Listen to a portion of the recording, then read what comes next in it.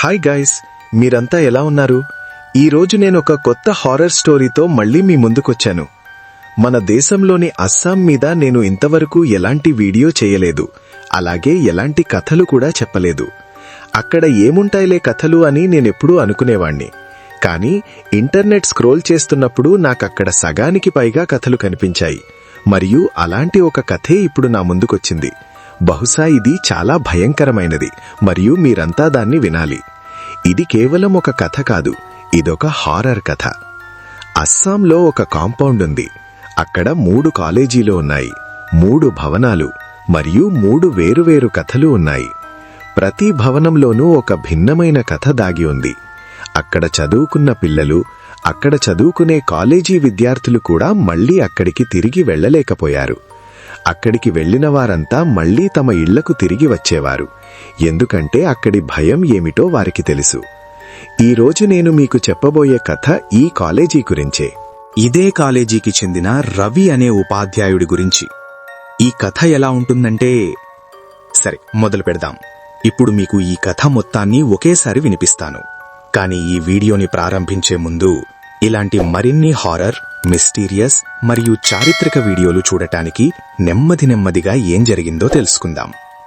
పిల్లలు తిరిగి ఇంటికి వచ్చినప్పుడల్లా వాళ్ల తల్లిదండ్రులు ఏమనేవారంటే, ఈ కాలేజీ గేటు దగ్గర ఎవరో ఒక అమ్మాయి నిలబడి ఉంటుందని, ఆ అమ్మాయి చూడటానికి చాలా వింతగా ఉంటుందని మా పిల్లలు మాతో చెబుతున్నారు అని అనేవారు.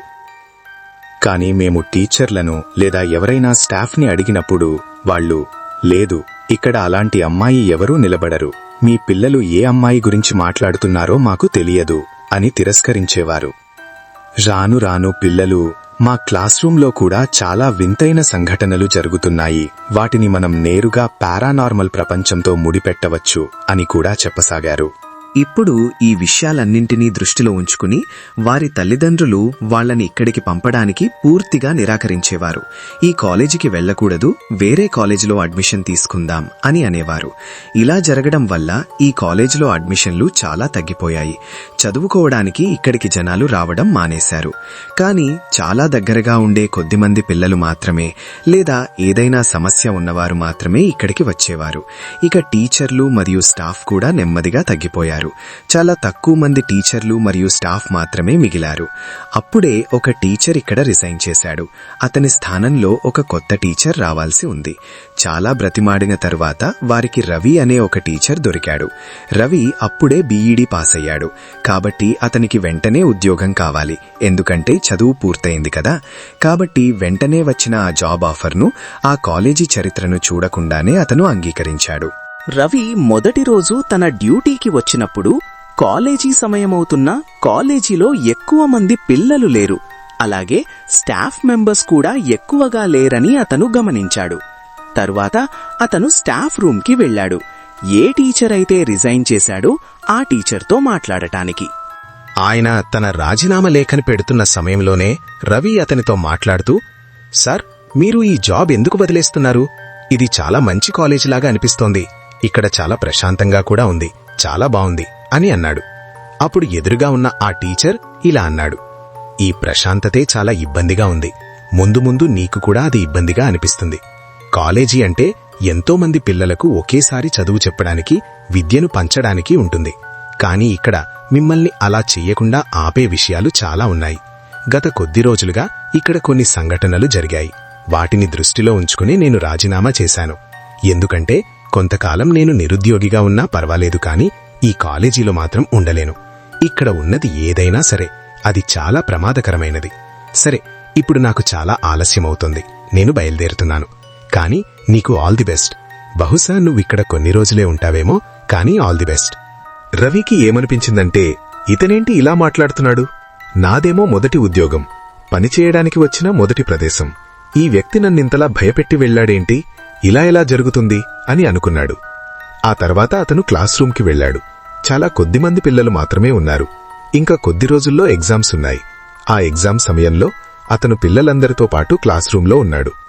ఆ సమయంలో కూడా అతనికి కొన్ని విషయాలు సరిగ్గా లేవని కొంచెం అనిపించింది. ఇప్పుడు అతను అందరి పేపర్లు, అంటే సప్లిమెంట్స్ కలెక్ట్ చేస్తున్నాడు. అలా కలెక్ట్ చేసి అతను వాటిని స్టాఫ్ రూంలో పెట్టాడు. అతను ఇంటికి వెళ్లి పేపర్లన్నీ చెక్ చేయడం మొదలుపెట్టాడు. ఆ క్లాస్లో ఉన్నది 10 మంది పిల్లలే, కానీ సప్లిమెంట్స్ మాత్రం 11 ఉన్నాయి. ఆ 11వ సప్లిమెంట్ చాలా వింతగా ఉంది. ఆ 11వ సప్లిమెంట్ మీద ఆర్యన్ మెహ్రా అని పేరు కూడా రాసి ఉంది.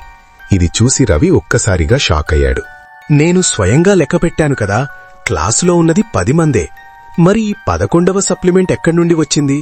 అసలు 11వ విద్యార్థి లేనేలేడే అని అనుకున్నాడు. మరుసటి రోజు అతను తిరిగి కాలేజీకి వచ్చాడు. ఇదే విషయాన్ని ఒక టీచర్తో చెప్పాడు. మీ క్లాసులో కూడా ఆర్యన్ అనే పేరున్న అబ్బాయి ఎవరైనా ఉన్నారా అని అడిగాడు. టీచర్ లేడు అని చెప్పారు. అతను చాలా మంది టీచర్లను అడిగాడు. అందరూ లేరు. అలా ఎలా జరుగుతుంది? అస్సలు కుదరదు. ఇక్కడ ఉన్నది 10 మంది మాత్రమే, ఇంకెవ్వరూ లేరు అని చెప్పారు. ఇది అతనికి చాలా ఆశ్చర్యంగా అనిపించింది. కాని సరేలే అని, బహుశా ఇది నా భ్రమే అయ్యుంటుంది అని అతను అనుకున్నాడు. కొద్ది రోజుల తర్వాత రవి ఈ విషయాలన్నీ మరచిపోయి మామూలు రోజులలాగే తన క్లాస్ రూంలో పాఠాలు చెబుతున్నాడు. అప్పుడే అతని చూపు క్లాస్ బోర్డు మీద నుంచి పిల్లల వైపుకి మళ్ళింది.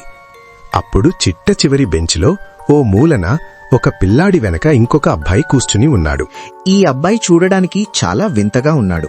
అతనే ఆ 11వ అబ్బాయి. ఇప్పుడు ఎంతమంది పిల్లలున్నారో అని రవి కళ్ళు మళ్లీ అంతా లెక్కపెట్టాయి. 1, 2, 3, 4, 5, 6, 7, 8, 9, 10, 11. ఇతనే ఆ 11వ పిల్లాడు. ఎవరికీ ఎలాంటి అనుమానం రాకుండా పాఠం చెబుతూనే నడుచుకుంటూ అతను నేరుగా ఆ బెంచ్ దగ్గరికి వెళ్లాడు. అక్కడికి వెళ్లి చూస్తే అక్కడ ఎవరూ లేరు. ఆ పిల్లాడు అక్కడ లేడు. ఆ తరువాత అతను వెనక్కి తిరుగుతుండగా అప్పుడొక విద్యార్థి ఇలా అన్నాడు, సార్, మీరు టెన్షన్ పడాల్సిన అవసరం లేదు. వాడు ఏమీ చెయ్యడు. కేవలం చదువుకోవడానికే ఇక్కడికి వచ్చాడు. రాత్రంతా రవిని ఆ మాటే వేధించింది. అసలు ఆ పిల్లాడు నిజంగా అక్కడ ఉన్నాడా లేదా? ఇలా జరిగిందా? ఇవన్నీ తెలిసినా నేను ఇక్కడికి వచ్చాను. ఇక్కడ నా పనిని కొనసాగించాను. రాజీనామా చేసే సమయంలో ఆ టీచర్ నాతో ఇదే మాట అన్నాడు, నువ్వు ఇక్కడ కొన్ని రోజులు మాత్రమే ఉంటావు, ఆ తరువాత నువ్వు కూడా ఇక్కడి నుంచి వెళ్లిపోతావు అని. నేను ఇక్కడి నుంచి వెళ్లిపోవడానికి ఇది కూడా ఒక సంకేతమా? ఇవన్నీ అతను ఆలోచిస్తూనే ఉన్నాడు. అలా ఆలోచిస్తూ ఉండగానే ఉదయం అయిపోయింది. ఇప్పుడు అది అతని కాలేజీ సమయం. అతను కాలేజీకి వెళ్లాడు. కాలేజీ అయిపోగానే పిల్లలంతా బయటకు వెళ్లడం అతను చూశాడు. కాని కొందరు పిల్లలు మాత్రం బయటకు వెళ్లకుండా కాలేజీ లోపలే ఆ గేటు అవతల నిలబడి ఉన్నారు. రవి వెళ్లి, ఏమైంది? ఇక్కడెందుకు నిలబడి ఉన్నారు? వెళ్ళండి, ఇంటికి వెళ్ళండి. ఇంటికి వెళ్ళొద్దా? హోంవర్క్ లాంటివి చెయ్యరా అని అడిగాడు. పిల్లలు ఇలా అన్నారు, సార్, ఇక్కడ గేటు దగ్గర ఒక అమ్మాయి నిలబడి ఉంది. మేమిక్కడ్నుంచి బయటకు వెళ్లడానికి ప్రయత్నించినప్పుడల్లా ఆ అమ్మాయి మాకు కనిపిస్తోంది. నన్ను కూడా లోపలికి రావడానికి సహాయం చేయండి కదా అని మమ్మల్ని అడుగుతోంది. కాని నేను లోపలికి ఎలా రావాలి? ఎవరికీ నా పేరు తెలియదు, ఎవరూ నాకు పాఠాలు చెప్పరు. కాని నేను లోపలికి రావాలి అని అంటోంది. అప్పుడతను, సరే పదండి, నేను చూస్తాను అని రవి అన్నాడు. ఆ తర్వాత అతనితో పాటే పిల్లలంతా గేటు దాటేశారు. ఇప్పుడు రవి గేటు దగ్గర పార్క్ చేసి ఉంచిన తన బైక్ తీసుకోవడానికి వెళ్లాడు. అతను అలా వెనక్కి కాలేజ్ గేటు వైపు తిరిగి చూసేసరికి అక్కడే ఆ అమ్మాయి నిలబడి ఉంది. హఠాత్తుగా ఆ అమ్మాయి పరిగెత్తుకుంటూ రవి దగ్గరకు రాసాగింది. అప్పుడే ఒక ట్రక్ వచ్చి ఆ అమ్మాయిని బలంగా ఢీకొట్టింది. ఇదేమైంది? నేనిదేం చూశాను అంటూ రవి భయంతో తన ముఖంపై చేతులు పెట్టుకున్నాడు. ఆ తర్వాత అతను మళ్లీ కళ్ళు తెరిచి అక్కడికి వెళ్లి చూస్తే అక్కడ ఎవరూ లేరు. ఆ అమ్మాయి లేదు, ట్రక్ కూడా లేదు. ఇప్పుడు రవికి పూర్తి నమ్మకం వచ్చేసింది, ఇదంతా సాధారణమైన విషయం కాదు అని. మరుసటి రోజు అతను కాలేజీకి వెళ్లే బదులు ఏ స్టూడెంట్ అయితే మొదటి రోజే ఆ కాలేజీని వదిలేశాడో ఆ స్టూడెంట్ ఇంటికి వెళ్లాడు. అతను వాళ్ల ఇంటికి వెళ్లి అతనితో కూర్చుని మాట్లాడాడు. ఆ పిల్లాడు కూడా బాగానే మాట్లాడుతున్నాడు. ఆ కాలేజీ స్టూడెంట్ చాలా బాగానే మాట్లాడుతున్నాడు. ఇప్పుడు ఎక్కడ చదువుతున్నావు అనే విషయాలన్నీ చెప్తూ మాట్లాడాడు. అప్పుడు ఆ అబ్బాయి రవిని, మీరేం చేస్తుంటారు? ఎక్కడ పాఠాలు చెబుతారు? ఇక్కడికి ఏ పని మీద వచ్చారు అని అడిగాడు. అప్పుడు రవి, బాబూ, నేను ఈ కాలేజీలో పాఠాలు చెబుతాను అని అన్నాడు. ఆ అబ్బాయి ఆ కాలేజీ పేరు వినగానే ఒక్కసారిగా గడగడా వణకడం మొదలుపెట్టాడు. అతని తల్లిదండ్రులు, దయచేసి మీరు ఇక్కడ్నుంచి వెళ్ళిపోండి, మాకు ఆ కాలేజీ గురించి ఎలాంటి మాటలు మాట్లాడొద్దు అని అన్నారు. అప్పుడు రవి, సార్, నేను కూడా అలాంటి పరిస్థితులనే ఎదుర్కొంటున్నాను, అందుకే మిమ్మల్ని అడగడానికి వచ్చాను అని చెప్పాడు. అప్పుడు అతని తల్లిదండ్రులు ఇలా అన్నారు, మా అబ్బాయికి అక్కడ మెరిట్ మీద అడ్మిషన్ దొరికింది. చదువులో చాలా చురుకైనవాడు. అందుకే వాడికి అక్కడ అడ్మిషన్ వచ్చింది. కాని వాడు ఆ కాలేజీకి వెళ్ళినప్పుడు అక్కడ వాడికి ఒక స్నేహితుడు దొరికాడు. వాడు ఇతనితో, నువ్వు నాతో పాటు ఉండాలనుకుంటే నువ్వు కూడా ఈ భవనం మీద నుంచి దూకేయాలి. ఆ తరువాత నువ్వు నా దగ్గరకు వచ్చి ఉండిపో, మనమిద్దరం కలిసి ఉందాం అని అనేవాడు.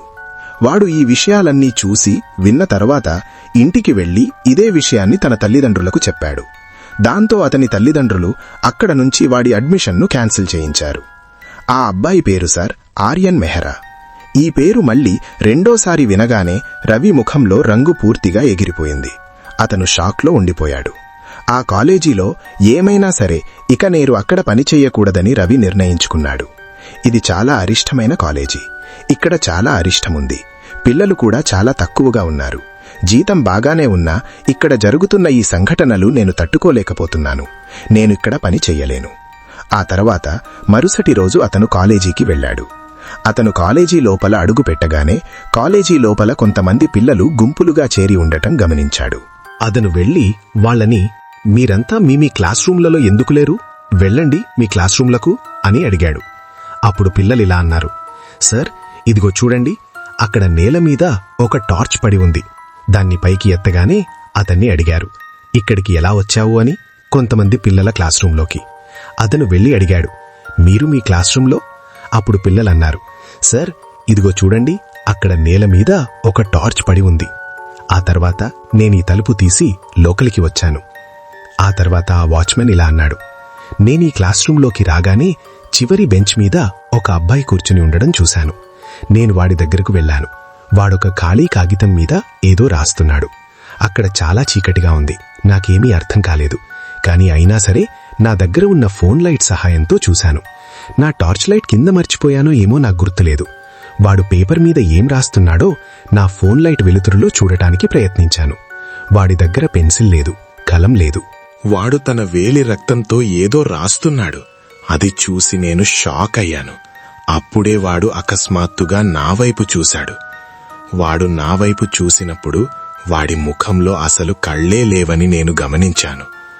వాడి ముఖం మనుషుల్లా లేకుండా చాలా వింతగా ఉండటం నేను చూశాను. వాడి ముఖంపై మాంసం వేలాడుతోంది. ముఖం పూర్తిగా పగిలిపోయింది. ఇదంతా చూసిన తర్వాత నేనక్కడే స్పృహ తప్పి పడిపోయాను. ఇదంతా చెప్పగానే ఆ వాచ్మెన్ అక్కడి నుంచి లేచి వెళ్లిపోయాడు. ఈ మాటలన్నీ విని రవి కూడా ఒక్కసారిగా షాక్ అయ్యాడు. కాని ఇప్పుడు నేనైతే రాజీనామా చెయ్యాల్సిందే అన్న ఆలోచనే అతని బుర్రలో ఉండిపోయింది. ఇప్పుడు అతను అక్కడి నుంచి బయల్దేరసాగాడు. సరిగ్గా అదే సమయానికి వెనుక నుంచి అతని పేరే ఎవరో పిలిచినట్లు రవి అనే శబ్దమే అతనికి వినిపించింది. అప్పుడు అతను వెనక్కి తిరిగి చూసేసరికి చివరి బెంచి మీద ఆ స్టూడెంట్ కూర్చుని ఉన్నాడు. కాని మునుపటి కంటే చాలా భయంకరంగా ఉన్నాడు. అతనక్కడి నుంచి వెళ్లడానికి అటు తిరగగానే అక్కడే గేటు దగ్గర అదే అమ్మాయి నిలబడి ఉంది. ఆమె నెమ్మదిగా అతని దగ్గరకు వస్తోంది. రవి సార్ ఇప్పుడు పరిగెత్తుకుంటూ ఫస్ట్ ఫ్లోర్కి చేరుకున్నాడు. ఫస్ట్ ఫ్లోర్కి వచ్చిన తర్వాత ఆ అబ్బాయి కూడా అతని దగ్గరకు వస్తున్నట్లు గమనించాడు. ఈ అమ్మాయి కూడా తన దగ్గరకు వస్తోంది. అంటే ఇప్పుడు నేనేం చేయాలో అతనికి అర్థం కాలేదు. అతనికిప్పుడు ఒకే ఒక్క దారి కనిపించింది, ఫస్ట్ ఫ్లోర్ నుంచి కిందకి దూకేయడం. అతడు అదే చేశాడు. మొదటి అంతస్తు నుంచి కిందకి జంప్ చేశాడు. అతను అదా దూకగానే కింద పడిపోయాడు. అతని తలకి, చేతులకి, కాళ్లకి చాలా దెబ్బలు తగిలాయి. అక్కడ్నుంచి అతన్ని నేరుగా ఆస్పత్రికి తీసుకువెళ్లారు. ఆస్పత్రిలో అతనికి చికిత్స జరిగిన తర్వాత తనతో ఈ సంఘటనలన్నీ జరిగాయని, ఆ విషయాలన్నింటినీ అందరి ముందు ఉంచాడు. ఆ తర్వాత అస్సాంలోని ఆ ప్రదేశానికి చాలా మంది మౌల్వీలను పిలిపించారు. వారు అక్కడ ఎన్నో పవిత్ర జలాలను చల్లారు. అక్కడ ఇలాంటి చాలా పూజా కార్యక్రమాలు వాళ్లు చేశారు. మరియు ఇక్కడ తిరుగుతున్నది ఏదో ఒక్క ఆత్మ కాదు, ఇక్కడ ఎన్నో ఆత్మల నివాసముంది అని వాళ్లు నిర్ధారించారు. వాళ్లు కట్టిన ఎన్నో తాయెత్తులు ఈ కాలేజీని బంధించి ఉంచాయి. కాని బహుశా ఇప్పుడు అక్కడ ఆత్మలు లేవని చెబుతుంటారు. కాబట్టి బహుశా ఇప్పుడు ఆ కాలేజీ కాంపౌండ్లో ఎలాంటి ఆత్మలు లేకపోవచ్చని అనుకుందాం. మరియు ఈరోజు ఈ వీడియో చివర్లో నేను మీకు చెప్పదలుచుకున్నది ఒక్కటే. ఒక్కోసారి మనకు ఏదైనా మజ్బూరీ ఉంటుంది. ఆ కారణంగా మనం ఏదైనా ఇంట్లో పూర్తిగా బందీలై ఉండిపోతాం. అక్కడ ఆత్మలు లేదా దుష్టశక్తులు ఉన్నప్పటికీ కేవలం డబ్బు ఇబ్బందుల వల్ల మనం అక్కడి నుంచి బయటపడలేం. ఒకవేళ ఆత్మల నివాసంగా ఉన్న ఇల్లు ఏదైనా మీకు కనిపిస్తే వెంటనే అక్కడి నుంచి పారిపోండి. ఎందుకంటే దానివల్ల మీకు కేవలం బాధ మాత్రమే మిగులుతుంది. అది ఎలా ఉంటుందంటే ఒక బ్లేడ్ మీద మీరు వట్టి కాళ్లతో నడుస్తున్నట్లే ఉంటుంది.